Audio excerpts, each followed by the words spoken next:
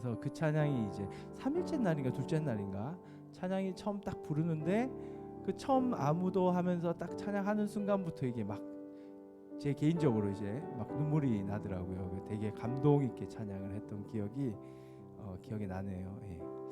물론 뭐 제가 개인적으로 또 하나님한테 은혜 받은 게 있지만 그렇게 함께 모여서 우리가 찬양하는 그 어떤 영적인 분위기 속에서 성령이 주신 감동이라고 또 한편으로 생각이 됩니다.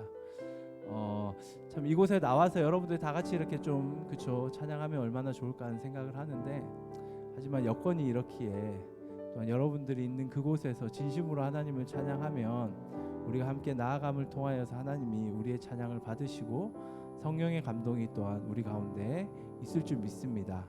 그런 기대를 가지고 여러분 함께 우리 예배에 계속해서 나아갔으면 좋겠어요. 사망의 그늘에 앉아 그날 우리 함께 찬양하고 하나님 앞에 나아가겠습니다.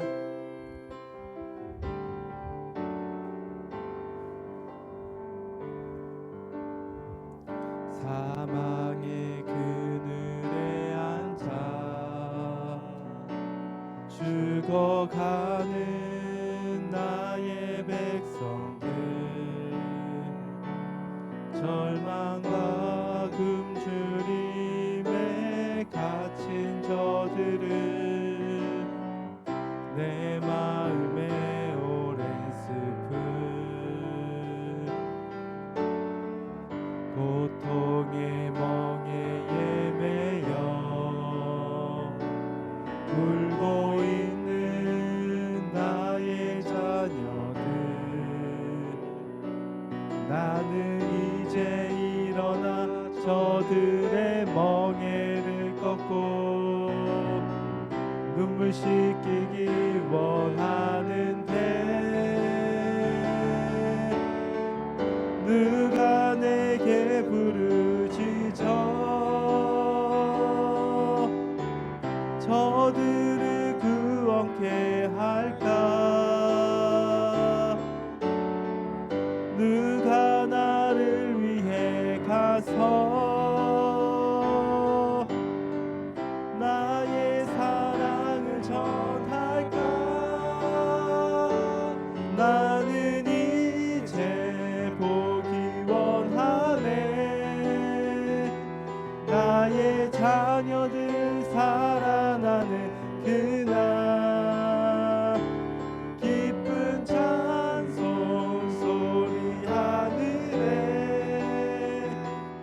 웃음소리 온 땅 가득한 그날 아멘. 다시 한번 우리 그날을 소망하며 이 찬양을 부르도록 하겠습니다. 사망의 그늘에 앉아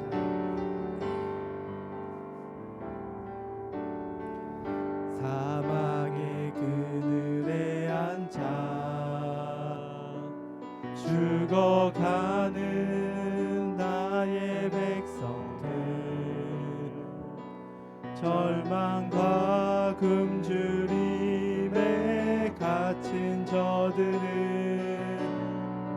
내 마음에 오랜 슬픔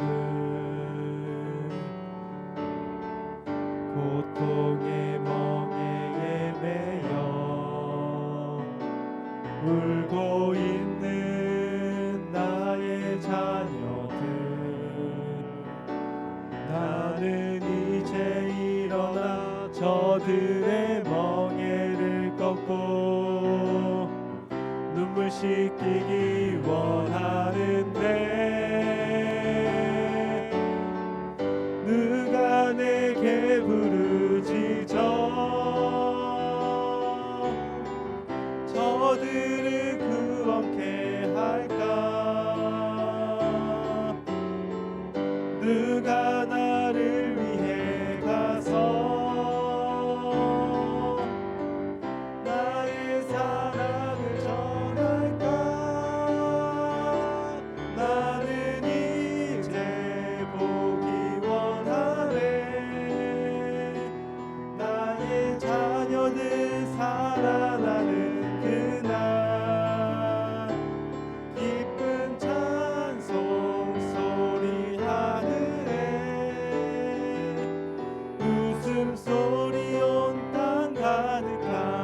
누가 내게 부르짖어 누가 내게 부르짖어 저들을 구원케 할까 누가 나를 위해 가서 나의 사랑을 전할까 나는 이제 보기 원하네 나의 자녀들 살아나는 그날 기쁜 찬송 소리 하늘에 웃음소리 온 땅 가득한 그날 아멘. 우리 함께 기도하겠습니다. 하나님 죄악으로 물든 세상 불의가 가득한 이 세상 하나님의 심판은 임할 것입니다. 하지만 그 심판이 임하게 될 이 세상 한가운데 서서 우리는 하나님의 소망을 외칩니다. 하나님을 외칩니다.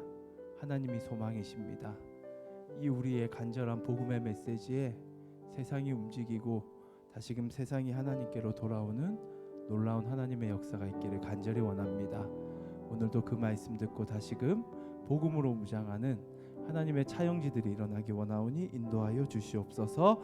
이 시간 같이 그날을 소망하며 기도함으로 나아가도록 하겠습니다. 기도하겠습니다. 하나님 감사합니다. 우리는 그날을 꿈꿉니다.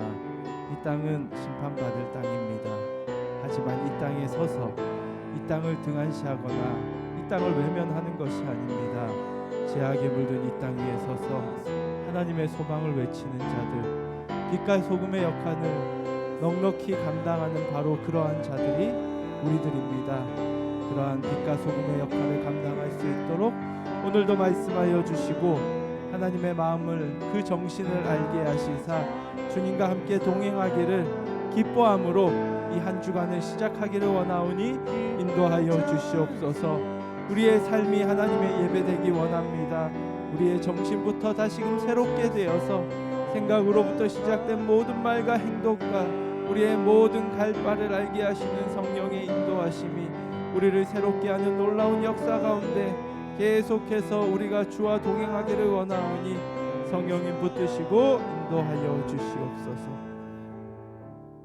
오늘 예배를 위해서 김민재 학생 리더팀 김민재 우리 학생이 기도해 주시겠습니다. 하나님, 이 시간 주님께 기도드립니다. 주님, 한 주간 우리의 연약했던 우리의 모습을 고백합니다. 혀를 제어하지 못하고 욕설이나 비방하는 말들을 할 때가 있었습니다. 때때로 내 이웃을 내 몸과 같이 사랑하기보단 나의 유익을 우선으로 추구했습니다. 믿지 않는 사람들과 같이 공부 혹은 다른 일들에 매몰되어 주님과의 관계를 우선시하며 살아가지 못했던 모습들이 있습니다. 이 시간 우리의 어긋난 행동들을 용서하여 주세요. 주님께서 우리에게 예수 그리스도로 말미암아 주신 영생을 통해 거듭난 삶으로 살아갈 수 있도록 해주세요. 성령님 넘치도록 임하여 주세요. 이 시간 우리의 찬양이 거짓없고 진실된 고백이 되길 소망합니다. 목사님이 전해주시는 하나님의 음성을 통해 성령님의 가치관으로 지배되게 해주세요. 한 시간의 예배가 끝나고 시작되는 167시간도 영생을 얻은 자로서 하나님과 관계를 추구하며 하나님과 함께 동행하길 소망합니다. 우리를 선한 증인으로 세우실 하나님을 기대하며 예수 그리스도의 이름으로 기도드렸습니다. 아멘. 아멘. 네, 이 시간 우리 헌금 봉헌하는 시간 갖도록 하겠습니다. 여러분 헌금을 좀 준비해 주시기 바랍니다.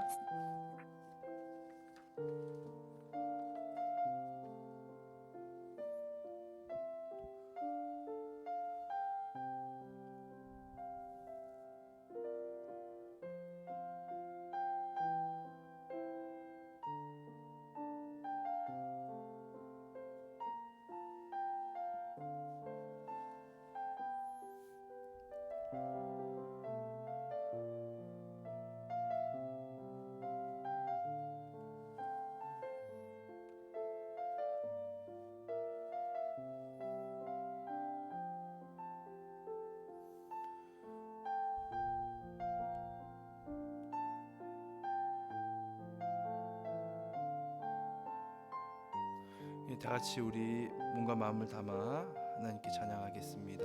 나는 하나님을 예배하는 예배자입니다.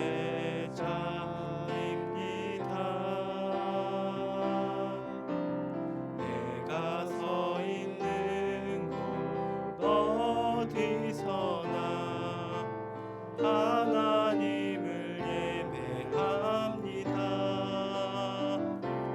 내 영혼 거룩한 은혜를 향하여 내 마음 완전한 하나님 향하여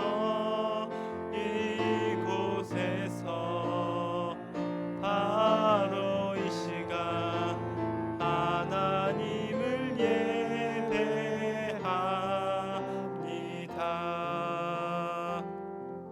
아멘.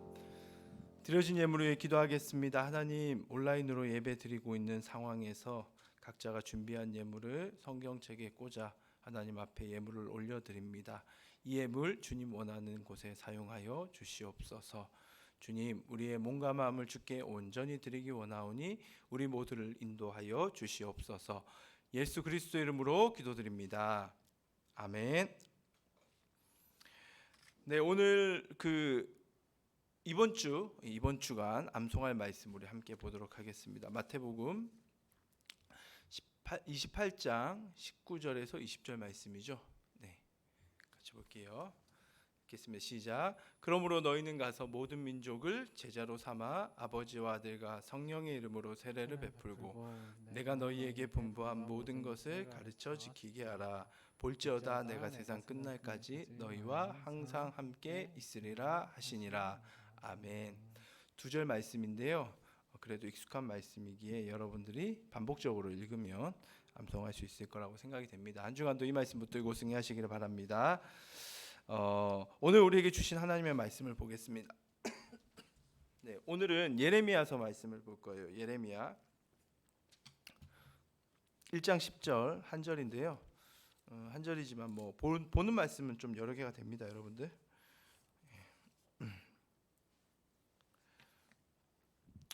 네, 한 절 우리 같이 읽어보게 한 목소리로 읽겠습니다. 시작.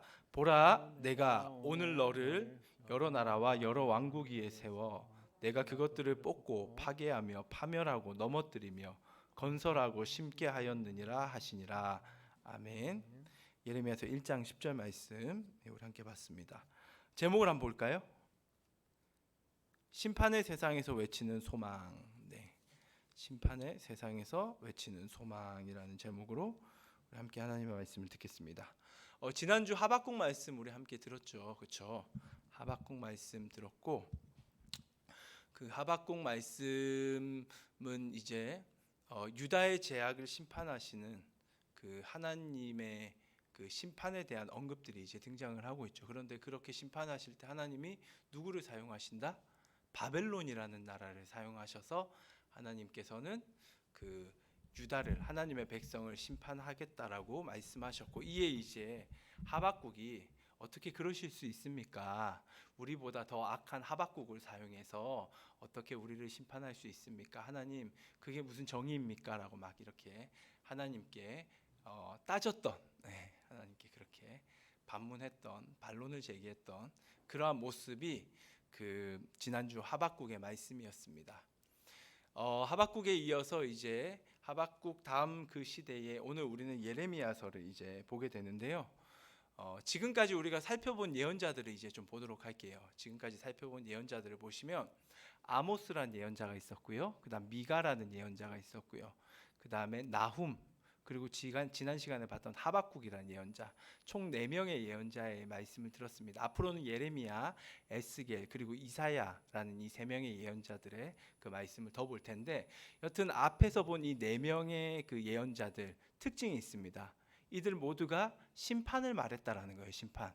아모스는 북이스라엘의 심판을 선포했고요. 미가는 남유다의 심판과 더 나아가서는 아수르의 심판을 말했고요. 나훔은 아수르의 심판을 말했습니다. 그리고 지난주 하박국은 좀 전에 방금 같이 나눴듯이 하박국은 남유다의 심판과 더 나아가서는 최종적으로 바벨론까지 악을 심판하시는 하나님의 심판까지도 우리가 함께 말씀을 들었습니다. 여튼 중요한 것은 이 모든 예언자들이 하나님의 심판을 말했다라는 사실이죠. 이어서 등장하는 예레미야, 그 또한 하나님의 심판을 말했던 예언자였습니다. 예레미야 시대를 보시면 이미 하나님께서 북이스라엘을 심판하셨고, 아모스 그 예언대로 하나님은 북이스라엘을 이미 심판하셨어요. 그리고 아수르란 나라, 미가와 그리고 나훔의 예언대로 그 아수르란 나라를 심판하셨어요, 하나님께서. 그래서 예레미야가 예언했던 그 당시에는 아수르가 몰락하고 있었고, 북이스라엘은 이미 심판받아서 나라의 나라의 존재가 없었던, 다 진멸되었던, 그래서 이민족이 다 섞여 살았던 그러한 시대에 예레미야가 이제 예언을 선포하는데, 예레미야가 선포했던 심판은 앞에서 하박국이 말했던 그 심판이 이제 이루어지겠죠, 그렇죠? 그것을 이제 예레미야는 선포했던 것이죠. 남유다의 심판, 나중에 나아가서 바벨론을 심판하는데, 여튼 중요한 것은 그 예레미야라는 예언자가 남유다의 심판을 선포했던 예언자라는 것을 이제 우리가 기억하시고 본문 속으로 이제 좀 들어가 보면 될 것 같습니다.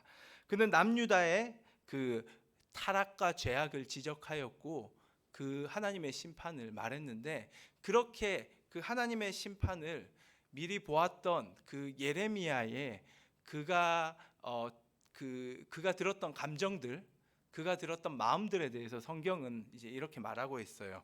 예레미야 4장, 네, 같이 볼게요. 예레미야 4장 19절 말씀입니다. 예레미야 4장 19절 말씀.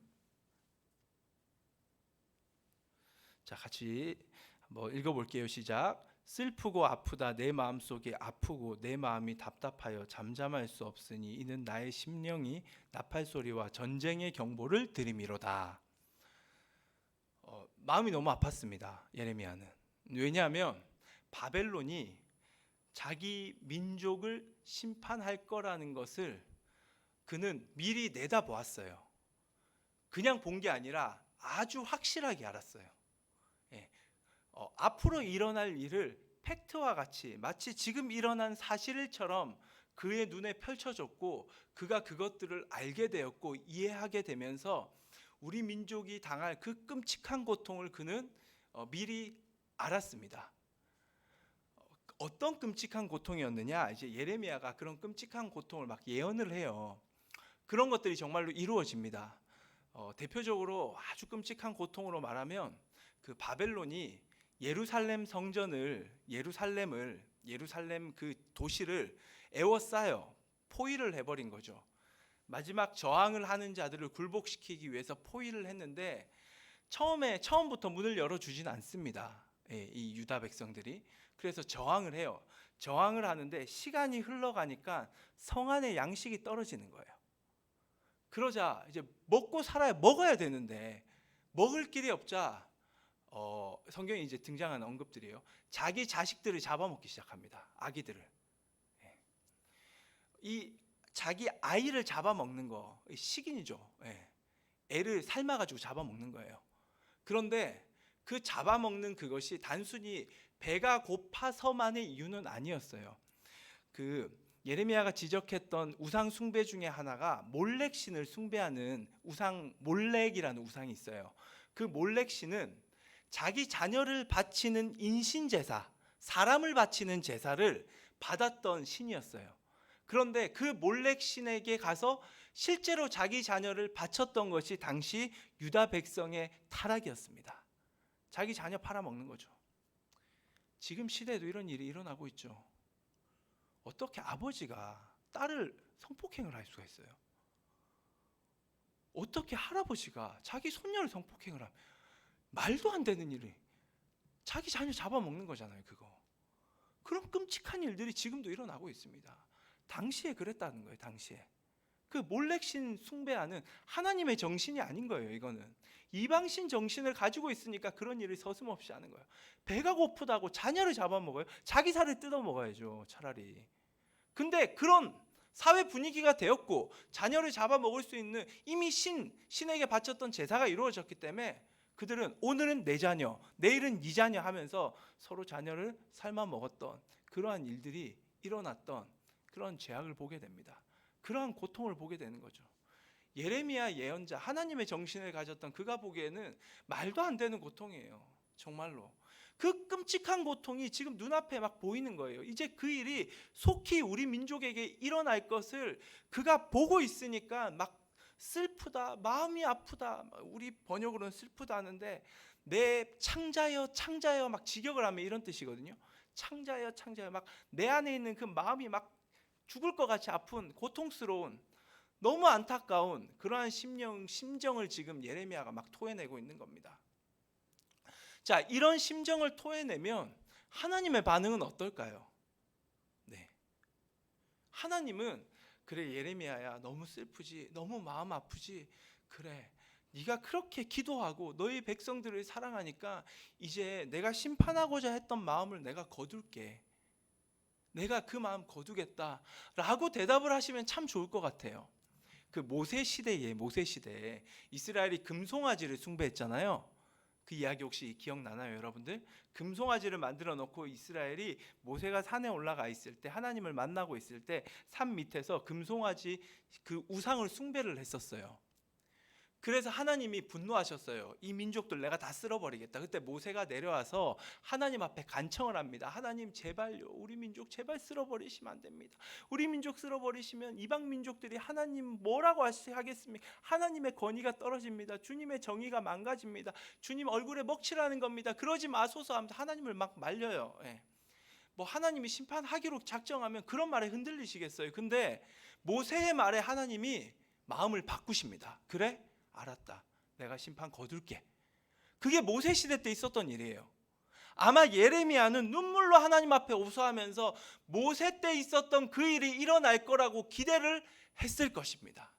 그런데 하나님은 모세 때 취했던 행동을 전혀 하지 않으세요.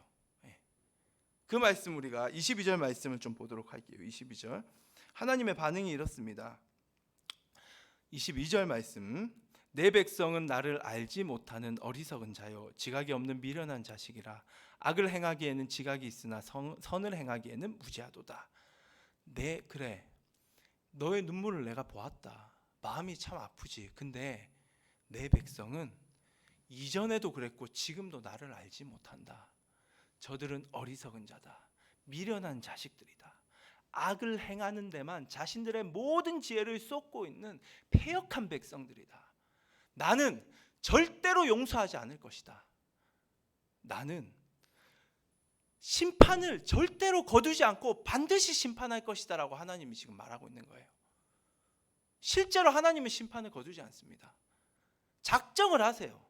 이제 내가 쓸어버리겠다. 네가 아무리 얘기해도 나는 내 마음 안 바꾼다. 그래서 예레미야가 나중에 나오지만 너무 그 마음이 안타까워서 하나님 앞에 나가서 계속 돌아요. 하나님 제발 용서해달라고. 제가 우리 백성들의 죄를 막 낱낱이 고하면서 이런 죄, 우상 숭배한 죄, 사회적 불의를 일으킨 죄 하나님 용서해달라고 내가 대신 용서를 구하겠다고 하니까 하나님 뭐라고 하시냐면 너 그 기도하지 말라고. 모세가 와서 기도해도 사무엘이 와서 기도해도 나는 안 들을 거니까 기도하지 마라. 나는 심판을 작정했다라고 하나님의 단호한 심판의 말씀들이 예레미야서에서는 막 울려 퍼지고 있어요. 이 무시무시한 거죠 이제. 여러분 하나님은 심판하시는 분입니다. 우리는 너무 쉽게 하나님을 나와 같은 기준으로 생각할 경우가 많아요. 인간과 같은 기준으로. 내가 이렇게 뭔가 죄악 가운데 살다가 내가 돌이키만 하면 하나님이 다 용서하겠지? 오늘 성경을 보십시오. 이스라엘이 물론 돌이키지도 못해요. 이들이 돌이키지 못하기 때문에 그건 맞는데 회개하시는 그 자에게는 하나님이 또 다른 대우를 하겠죠. 근데 그들은 돌이킬 수가 없어요. 돌이킬 가능성조차 없습니다. 자기 죄를 몰라요. 마치 내가 말기암에 걸렸는데 자기가 암에 걸린 줄, 말기암인 줄도 모르고 태평하게 맨날 술 먹고 담배 피고 하는 그러한 삶을 살아가는 것과 똑같은 행태가 당시의 유다 백성의 행태였습니다. 이게 인간의 모습이에요. 인간의 모습. 아무리 죄를 지어도 죄인지도 몰라요. 지금 죽음을 향해 걸어가고 있어도 죽는지도 모릅니다. 하나님의 심판이 코앞에 와 있는데도 하나님의 심판이 임할 거라고 믿지를 않아요. 이것이 당시 이스라엘 백성들의 모습이었고 그들을 향하여서 하나님은 심판을 선포하고 있는 것이 예레미야서의 내용입니다. 이러한 심판은 어떠한 심판으로 하나님이 좀 구체적으로 설명을 해주시거든요. 어떠한 심판인지. 자, 그 말씀이 이어서 나와요. 23절부터 26절 말씀을 한번 보시면, 보라 내가 땅을 본즉 혼돈하고 공허하며 하늘에는 빛이 없으며 내가 산들을 본즉 다 진동하며 작은 산들도 요동하며 내가 본즉 사람이 없으며 공중의 새가 다 날아갔으며 보라 내가 본즉 좋은 땅이 황무지가 되었으며 그 모든 성읍이 여호와의 앞 그의 맹렬한 진노 앞에 무너졌으니. 23절에 보시면 혼돈하고 공허하다라는 표현이 있어요. 이거는 태초의 천지 창조 때 나오는 말입니다. 땅이 혼돈하고 공허하며, 무슨 말이냐면 태초에 아무것도 없었던, 하나님이 개입하기 이전에 혼란스럽고 무질서하고 황폐했던 그 상태를 말해요. 그 상태, 하나님의 개입이 없는 상태, 완전히 혼란스럽고 황무지와 같은 상태를 지금 말하고 있는데, 그 상태를 구체적으로 말하고 있죠. 사람이 없어요. 아무리 그 땅을 찾아봐도 사람이라고는 보여지지 않습니다. 왜? 사람이 먹고 살 수 있는 땅이 아니었기 때문에, 죽음의 땅이었기 때문에 사람이 없는 거예요. 공중의 새도 없어요. 동물들도 살 수 없는 죽음의 땅입니다. 완전히 황폐한 땅인 거예요. 그 다음에 산들을 보니까 산들은 막 요동을 쳐요. 뭐 이게 화산 폭발인지 지진인지는 모르겠지만 여튼 사람이 살 수 없는 그러한 그 요동치는 산들의 모습이며, 그래서 빛이 없습니다. 빛이 보이지가 않아요. 그 땅을 바라보면 실제적인 빛이 내리쬐고 햇빛이 내리쬐는지는 모르겠지만 소망이 조금도 보이지 않는다라는 거예요. 그래서 그 땅을 표현하는 것이 공허하고 혼돈하다. 태초의 그 상태를 가지고 이제 예레미야는 그 땅의 환상을 보면서 그 하나님의 심판받은 땅, 그 땅을 미리 이 예레미야가 그렇게 될 땅을 지금 환상을 통해 보고 있는 거거든요. 그 환상을 통해 보면서 예레미야가 어떻게 이 땅을 설명을 해야 될까 생각할 때 그가 생각한 모티브가 태초 천지 하나님이 개입하기 이전에 혼돈한 무질서한 그 황폐한 땅을 생각하면서 그가 이제 그것들을 막 묘사를 하고 있는 거예요. 이런 땅이 될 것이다, 심판을 하며. 그래서 그 땅을 마지막 27절에 이제 26절에 황무지라는 단어로, 한 단어로 요약을 할 수가 있습니다. 사람이 살 수 없는 땅이죠. 생명이 없는 땅이에요. 황폐한 땅입니다. 그 땅이 될 것이다. 하나님의 심판이 임할 것이다 라고 이 예레미야가 그렇게 선포하고 있는 장면을 우리는 지금 볼 수가 있습니다. 이러한 상황에서 이제 방법은 없어요. 그렇죠? 예레미야가 하나님께 간절히 기도를 했잖아요. 근데 하나님은 어떻게 했죠? 심판하시겠대요. 하나님 제발요. 아니, 나는 단호하다. 나 심판 결정했다. 그리고 어떻게 심판할지 내가 보여줄게 하며 환상까지 보여주신 거예요. 하나님의 마음을 바꿀 수가 없어요. 이제 심판은 정해졌습니다. 이제 가능성은 이제 바뀌어요. 이제 하나님의 그 가능성이 아니라 하나님은 이미 심판을 작정하셨기 때문에 이제 예레미야가 해야 될 일은 백성들에게 가서 제발 돌이켜라고, 내가 심판을 받다고, 이러한 땅이 임할 것이라고, 이제 죽은 땅이 임할 것인데, 이 심판이 임할 것인데 너희들이 돌이키면 하나님이 마음을 바꿀 수 있다고, 돌이켜라 라고 얘기하며 백성들에게 가서 하나님의 그 심판을 선포하기 시작합니다. 그때 백성들의 반응을 우리가 한번 볼게요. 백성들이 어떻게 반응했는지. 예레미야서 26장 8절 9절 말씀. 26장 8절 9절이죠. 잠시만요. 제 성경 저도 좀 찾고요. 네, 같이 한번 보겠습니다. 예레미야가 여호와께서 명령하신 말씀을 모든 백성에게 전하기를 마침에 제사장들과 선지자들과 모든 백성이 그를 붙잡고 이르되 내가 반드시 죽어야 하리라. 어찌하여 내가 여호와의 이름을 의지하고 예언하여 이르기를 이 성전이 실로같이 되겠고 이 성이 황폐하여 주민이 없으리라 하느냐 하며 그 모든 백성이 여호와의 성전에서 예레미야를 향하여 모여드니라. 여호와의 성전, 예루살렘 성전에서 그 심장, 남유다의 심장 그곳에 가서 하나님이 보여주신 심판의 메시지를 막 선포하기 시작해요. 그때 사람들이 그 말씀을 듣고 두려워 떨며 돌이킬 줄 알았겠죠. 하지만 백성들은 조금도 미동하지 않습니다. 오히려 그 말씀을 선포하고 있는 예레미야를 잡아서 죽이려고 했었어요. 그들이 그를 죽이려고 했던 이유는 지금 너무 평안하다는 거예요. 하나님은 우리를 구원하시는 하나님이지 하나님은 심판하시는 하나님 아니라는 거예요. 무슨 하나님이 심판을 해? 바벨론이 저렇게 침공해도 계속적인 침공이 있었거든요. 그래도 우리는 버티고 있잖아. 옛날에 아수르 사건 몰라? 히스기야 왕 때 아수르가 우리를 침공해가지고 그 엄청난 군대를 가지고 왔지만 하나님은 하룻밤 사이에 18만 명의 목숨을 걷어가시면서 우리를 구원했잖아. 예레미야, 너 하나님 모르구나. 하나님은 구원의 하나님이셔. 살리는 분이셔. 무슨 말 하는 거야? 그러면서 얘기했던 게 뭐냐면 너 왜 그렇게 얘기하지? 너 생각해보니까 너 바벨론 편에 지금 유리하게 만들려고 하는 거지.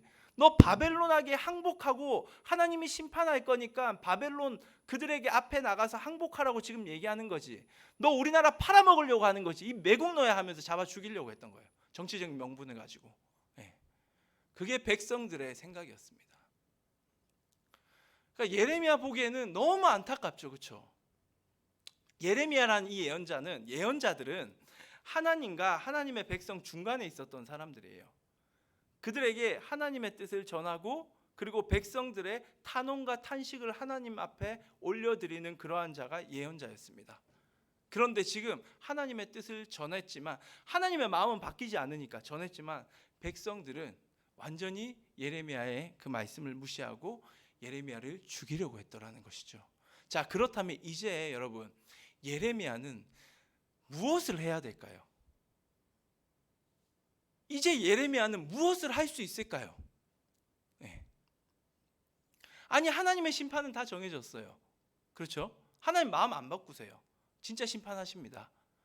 백성들에게 나가서 이제 자기가 할 수 있는 일은 백성들을 돌이키게 하는 거예요. 근데 백성들은 조금도 돌이킬 생각이 없어.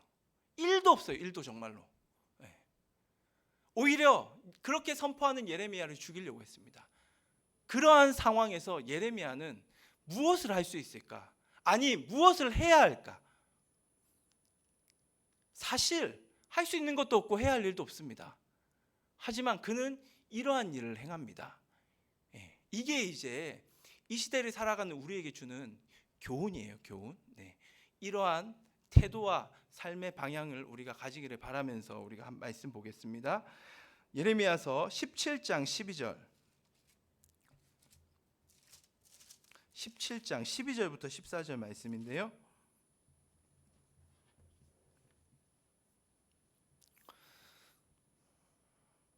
자, 같이 한번 읽어보겠습니다. 시작. 영원로우신 보좌여, 지금부터 높이 계시며 우리의 성소이시며 이스라엘의 소망이신 여호와여, 무릇 주를 버리는 자는 다 수치를 당할 것이라. 무릇 여호와를 떠나는 자는 흙의 기록이 되오리니 이는 생수의 근원이신 여호와를 버림이니이다. 여호와여, 주는 나의 찬송이시요 나를 고치소서. 그리하시면 내가 낫겠나이다. 나를 구원하소서. 그리하시면 내가 구원을 얻으리이다. 심판의 세상이에요. 그리고 백성들은 돌이키지 않습니다. 이제 심판이 코앞에 와 있습니다. 그 심판의 세상 한가운데 서서 예레미야는 소망을 외쳤습니다. 하나님이 소망이십니다. 하나님 한 분만이 소망이십니다. 바벨론도 소망이 아니고요, 저 왕들도 소망이 아닙니다. 하나님만이 소망입니다. 그러면서 이 예레미야 고백하죠. 하나님, 나를 고치소서. 그러면 내가 회복될 수 있습니다. 나아가 나뿐만 아니라 우리 민족을 고치소서. 그리하면 우리 민족 다시금 살아날 수가 있습니다. 그렇게 하나님 앞에서 간절히 그 소망을 가지고, 그 소망의 정신을 가지고 살아갔던 자가 예레미야였습니다. 그것이 이 시대를 살아가는 우리가 해야 될 일이라는 거죠. 당시에 예레미야 당시에는 예레미야는 참된 예언자였어요. 그런데 거짓 예언자들이 많았어요. 대표적인 거짓 예언자가 하나냐라는 사람이 있습니다. 이 하나냐라는 사람은 뭘 얘기했느냐? 많은 그 예루살렘 사람들, 그 유다 백성들을 모아놓고 하나님이 지금 우리를 침공하고 무너뜨리려고 하는 저 바벨론을 하나님이 치신다라고 얘기를 해요. 그래서 그 하나님이 바벨론을 치셔가지고 우리 민족을 구원하신다라고 그 메시지를 선포했어요. 예레미야와 똑같은 메시지처럼 보입니다. 그렇죠? 왜냐하면 예레미야가 소망을 외쳤듯이 이 하나냐란 예언자도 소망을 외쳤어요. 근데 차이가 있어요. 하나냐의 메시지에는 하나님의 심판이 없어요. 심판이 빠져 있습니다. 심판을 말하지 않아요. 심판의 세상에서 소망을 외친 것이 아닙니다. 이 하나냐는 소망의 세상에서 소망을 외쳤을 뿐이에요. 하지만 예레미야는 아니었어요. 심판의 세상에서 소망을 외친다라는 것이죠. 그 오징어 게임이라는 그 드라마, 넷플릭스 영화 뭐 9부작으로 이제 만들어진 영화를 여러분 대부분은 다 알 거예요. 그렇죠? 효주야 알아? 그 여러분들을 못 보죠. 19세인가? 이게. 그렇죠? 시청이 안 되는데 많은 친구들이 또 시청했다는 소문이 들려 가지고 네. 시청은 안 되는 걸로 알고 있어요. 예. 그런데 그 지금 넷플릭스 오징어 게임이라는 이 영화가 전 세계적인 붐을 일으키고 있죠. 어제 기사인가 보니까 83개국의 영화 콘텐츠 부분 1위에 올랐더라고요. 예. 세계가 지금 오징어 게임에 열광을 하고 있대요. 앞으로 이 오징어 게임을 통해서 뭐 거기에 나오는 옷이나 뭐 그다음에 우리 잘한 달고나 있잖아요. 우리 파워 목장에도 그 달고나 하는 게 있는데 달고나 그 만드는 그거 게임 도구 이런 것들이 아마 굉장히 앞으로 계속해서 지금 이제 팔리게 될 거고, 여튼 시장 경제에도 미치는 영향이 굉장히 클 것이다라는 그런 이제 얘기들도 제가 들었는데, 여튼 엄청난 붐을 일으키고 있습니다. 저는 그 붐이 말하는 게 뭘까라는 것을 좀 많이 고민을 해봤어요. 예. 물론 선생님들하고도 같이 좀 얘기를 해봤는데, 오징어 게임은 일단은 사회 비판의 요소가 있습니다. 사회의 불의, 경제적 불의, 인간성의 상실을 적나라하게 고발을 하고 있는 그런 영화예요. 사실은 그 감독의 그 기사를 제가 봤거든요. 신문을 통해 봤는데, 이 감독이 10년 전에 원래는 이 오징어 게임을 연출을 하고 싶었대요. 영화로 찍고 싶었다는 건. 어느 연출 기획사도 자기 이 그 시나리오를 보고 받아주질 않았대요. 안 먹힌다라는 거죠.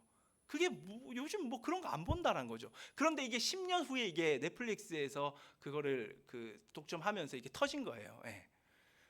10년 전과 10년 후는 세상이 많이 바뀌었다라는 거예요. 그러니까 여러분들. 여튼 이전에는 정말로 뭔가 남녀의 사랑 이야기, 그렇죠? 뭐 예를 들어 가지고 어떤 게 있죠? 뭐 오늘 요즘도 하는 거 뭐 섬나라 뭐 차차차인가 뭐 그 신민아 나오는 그 굉장히 인기가 많더라고요. 그런 남녀의 알콩달콩한 정말 너무 이쁘기만 한 사랑 이야기, 사람들은 그것도 좋아하지만 그 세계가 열광하는 걸 보면 사회적 불의에 대한 지적입니다. 네. 저는 진짜 이 오징어 게임을 보면서 이거 우리 신앙인들이 가져야 될 시선을 지금 이 매체, 영화 매체가 보여준다라고 생각이 돼요. 너무 안타까운 것은 많은 신앙인들이 세상에 눈을 돌리고 있어요. 네. 세상을 지금, 이전에는 우리 한국 교회가 정말 세상에 관심이 너무 많았어요. 지나치게 많았어요. 정말로 제가 볼 때는 지나친 요소도 있었는데 그렇게 세상을 등지지 않고 세상을 바라보면서 사회적 불의, 어떤 경제적 문제, 착취의 문제, 이런 것들, 사회적 약자의 문제에 굉장히 집중을 했습니다. 그런데 지금 시대의 신앙인들은 그런 거 관심 없어요. 그냥 자기가 은혜 받는 거, 내가 기도하는 거, 내가 말씀 보는 것에만 온통 집중을 하고 자기 경건 생활하는 게 전부라고 생각하는 것이 신앙이라고 생각하는데, 여러분, 신앙은 그게 아닙니다. 네. 오늘 예레미야를 통하여 보잖아요. 예레미야는 세상의 불의를 봤어요. 세상의 죄악을 봤습니다. 오징어 게임이 그걸 말해줘요. 사회적 불의를 보는 거예요. 경제적 착취를 보고 있는 거예요. 그거를 적나라하게 고발을 하고 있는 겁니다. 그런데 오징어 게임에는 그런 것을 적나라하게 고발하지만 하나님의 심판을 말하고 있질 않아요. 네. 거기에는 하나님의 심판이 없어요. 오히려 인간이 심판하는 모습을 보여줘요. 그래서 만들어진 게 오징어 게임, 그러한 어떤 단체가 만들어져 가지고 사람들을 거기에 초청해 가지고 여기는 평등하다면서 나름대로의 심판을 지금 구현해 내는 거죠. 그게 세상에서 말하는 한계입니다. 한계. 사회적 불의를 보지만 결국은 자기 힘으로 그걸 해결하려고 한다는 거죠. 근데 신앙인의 시선은 어떻게 해야 되느냐? 우리가 사회 문제를 봐야 돼요. 사회적 불의와 약자의 고통에 관심을 가져야 되고 그것들을 분석해야 됩니다. 사회가 얼마나 삐뚤어진지를 알아야 돼요. 이제 여러분들 이 세상은 행복한 세상이야, 이런 그 이전에 가졌던 유초등부 때의 생각, 그거는 이제는 아니에요, 여러분들. 자, 사회 문제를 볼 줄 알아야 돼요. 그런데 이 사회 문제를 보면서 이거 인간이 해결할 수 있다라는 헛된 소망을 가지는 게 아니라 그 사회적 문제를 보며 하나님이 이 죄악을 심판하신다라는 가치관을 가져야 됩니다. 이 하나님의 심판의 가치관이 왜 중요하냐면 그 사회적 불의를 보면 이 불의는 하나님이 심판한다, 하나님이 반드시 심판한다라는 이러한 생각을 가지지 않으면 내가 뭔가를 하려고 해요. 네. 그래서 다 나온 게 십자군 전쟁 있죠, 중세 때. 왜 십자군 전쟁이 왜 났겠어요? 내가 심판하겠다는 거, 인간이 심판하겠다. 그거는 또 다른 죄악입니다. 또 다른 죄악. 그렇기 때문에 우리의 시선은 세상의 불의를 보며 저 불의는 하나님이 심판하신다라는 이 시선과 이 통찰력으로 세상을 볼 줄 알아야 돼요. 하나냐는 그게 없었어요. 잘못된 예언자 하나냐는 세상의 불의를 보지 않았어요. 다 덮어버리는 거예요, 그거. 그리고 오직 하늘만 바라보는 거예요. 신앙인은 하늘만 바라보는 자가 아닙니다. 세상과 하늘을 같이 바라보는 자예요. 왜? 하늘도 하나님이 지으셨고 이 땅도 하나님이 지으셨잖아요. 여기는 뭐 하나님이 창조한 세계가 아닙니까? 아니잖아요, 그렇죠?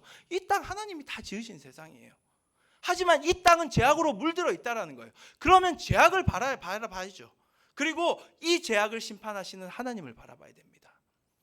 여튼 오징어 게임은 이후에 또 이 오징어 게임 굉장히 재밌는 게 그러한 사회적 고발을 하고 나서 소망을 말해요. 소망을.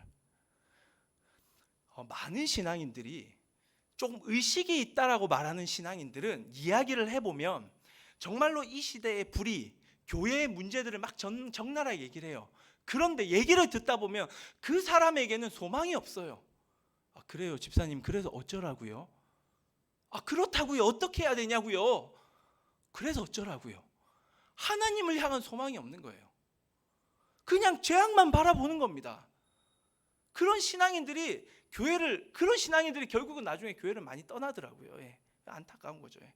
주님 못 보니까 땅만 보는 거, 땅만 보는 거. 하늘과 땅을 같이 봐야 되는데. 그런데 이 오징어 게임은 그래도 소망을 보려고 하는 것 같아요. 근데 그 소망이 뭐냐? 436억입니다. 돈이에요, 돈. 근데 마지막 회를 보니까 이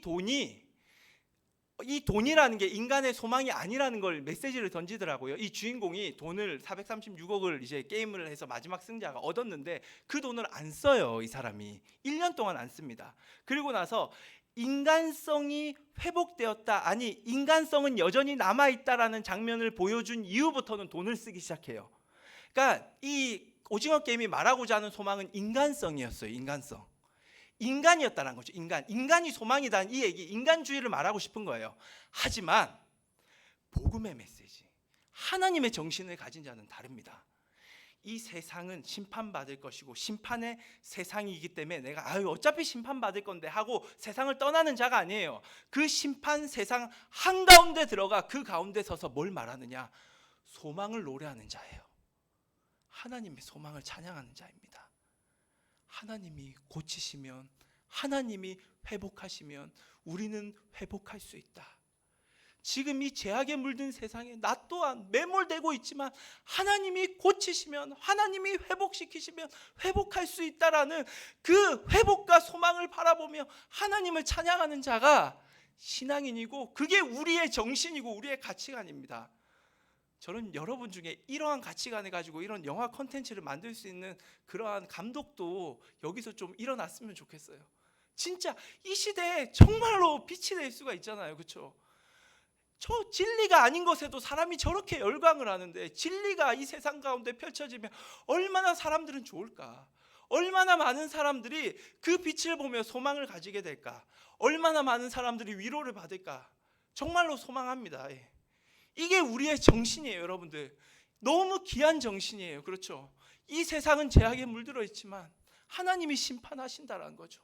하지만 나는 이 심판의 세상을 등한시하지 않겠다는 거예요. 그 심판을 바라보며 세상 한가운데 서서 하나님을 바라보며 소망을 외치겠다는 거죠. 하나님이 고치시면 우리는 회복됩니다. 주님만이 우리의 회복의 주인이십니다. 치유자이십니다. 그렇게 예레미야는 그 정신을 가지고 살았던 예언자였습니다.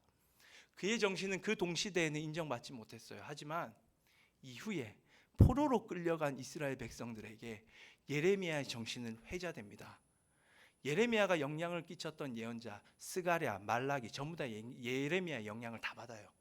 그리고 신약 시대 이 예레미야의 모습이 예수 그리스도의 모형이라고 해석을 합니다.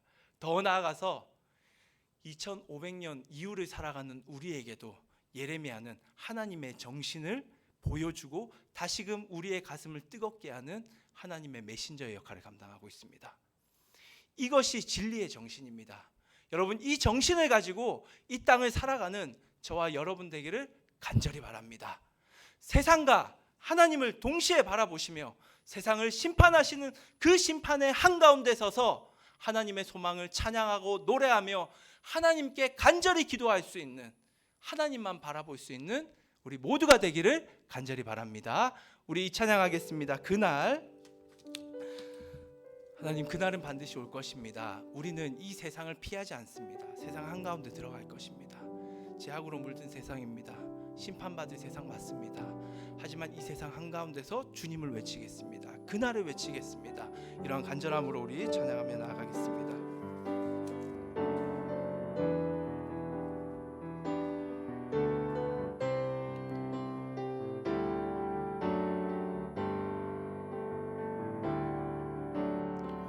사망의 그늘에 앉아 죽어가는 나의 백성들, 절망과 굶주림에 갇힌 저들은 내 마음에 오랜 슬픔, 고통의 멍에에 매여 울고 있는 나의 자녀들, 나는 이제 일어나 저들의 멍에를 꺾고 눈물 씻기기 원하는데 누가 내게 부르짖어 저들을 구원케 할까? 누가 나를 위해 가서 나의 사랑을 전할까? 나는 이제 보기 원하네. 나의 자녀들 사랑하는 그날 기쁜 찬송 소리 하늘에 웃음소리 온 땅 가득한 그날. 하나님, 죄악의 세상 한가운데 서서 그날을 외칩니다. 소망을 외칩니다. 그것이 우리의 정체성입니다. 우리의 정신입니다. 이 정신으로 한 주간을 살아가겠습니다. 이 정신으로 세상 가운데 서서 주님을 찬양하겠습니다. 그러한 한 주간이 될 수 있게 해달라고 우리 같이 한번 받은 말씀 붙들고 기도하며 나아가겠습니다. 기도하겠습니다. 하나님 감사합니다. 하나님, 오늘도 예레미야의 말씀을 통하여 주님의 정신과 가치관을 깨닫게 하심에 감사합니다. 어느새 우리가 우리의 문제에만 급급하여 세상에 등을 돌렸습니다. 그저 내가 기도하고 말씀 보고 그렇게 내 마음 채우면 전부인 것이 신앙인 줄 알았습니다. 하지만 신앙은 그것이 아닙니다. 우리는 예레미야의 모습을 보면서 신앙의 롤모델의 그 모습을 바라봅니다. 하나님이 세상을 창조하셨습니다. 하늘을 창조하셨고 이 땅을 창조하셨습니다. 하지만 이 땅은 죄악으로 물들어 있습니다. 하나님은 이 땅을 심판하실 것입니다. 그럼에도 불구하고 우리는 심판의 세상 한가운데로 들어가 하나님을 찬양할 것입니다. 심판의 목전 앞에서 고통받는 많은 사람들은 우리의 소망의 찬양을 통하여 회복될 것입니다. 하나님을 바라보게 될 것이고 다시금 주님의 백성의 주님의 품으로 돌아오게 될 것입니다. 이 놀라운 진리의 길을 우리 모두가 걸어가기를 원하오니 그러한 자영지들이 일어나기를 원하오니 성령이여 붙들어 주시옵소서. 주여 인도하여 주시옵소서. 성령의 사람들이 일어나기를 원하오니 주여 우리의 심령을 붙들어 주시옵소서. 하나님 붙들어 주시옵소서. 세상 한가운데에서 소망을 노래하게 될 그리하여 많은 사람들을 주님의 품으로 다시 돌아오게 할 중보자, 중개자의 역할을 감당할 우리 모두가 될 수 있도록 인도하여 주시옵소서. 이제는 우리를 위하여 십자가에 달려 죽으신 예수 그리스도의 은혜와 우리를 전부라 말씀하시는 하나님의 큰 사랑과 오늘도 말씀하시고 위로하시는 성령의 교통하심이 이제 세상을 등한시하거나 스스로의 신앙에 매몰되는 것이 아니라 하나님이 지으신 세상, 심판받게 될 그 세상 한가운데로 들어가 주님의 소망을 노래하고 찬양하며 빛과 소금의 역할을 감당하기를 결단하는 파워목장 모든 아이들 머리 위에, 우리 선생님들 머리 위에 이제로부터 영원토록 함께하옵시기를 간절히 축원하옵나이다. 아멘. 하나님께 영광의 박수를 돌리겠습니다.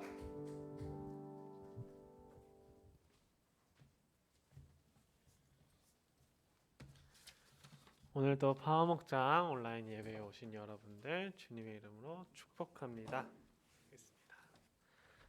네, 오늘도 여러분들 함께 예배드리느라 모두 고생 많으셨습니다. 오늘도 여러분 생일자 권고는 따로 없고 다음 주 한 주도 잘 보내시기를 바라겠습니다. 그냥 끝내면 재미가 없을 것 같죠, 여러분?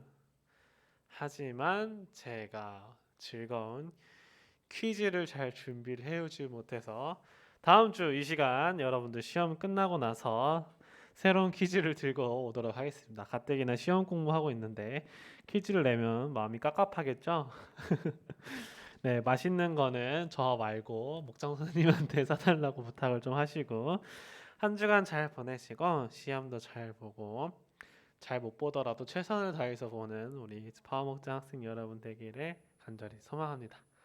그럼 여러분들 다음 주에 봐요. 안녕.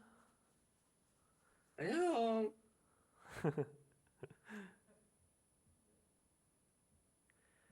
네, 알겠습니다. 라라라라라라라.